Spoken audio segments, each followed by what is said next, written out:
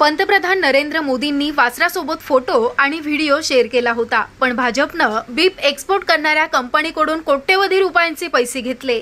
हे लोक कुणाला मूर्ख बनवत आहेत असा सवाल अभिनेते प्रकाश राज यांनी विचारला। तसेच एकीकडे मणिपूर जळतंय आणि ते फोटोशूट करण्यात व्यग्र आहेत असं देखील प्रकाश राज म्हणाले। पंतप्रधान नरेंद्र मोदी यांच्या निवासस्थानी एका गायीनं वासराला जन्म दिला।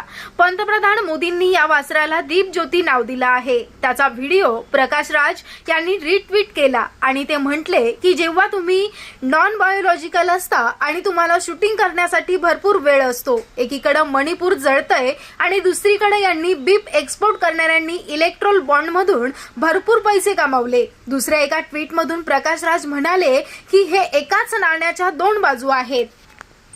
ते कुणाला मूर्ख बनवत आहेत असा सवाल प्रकाश राज यांनी विचारला।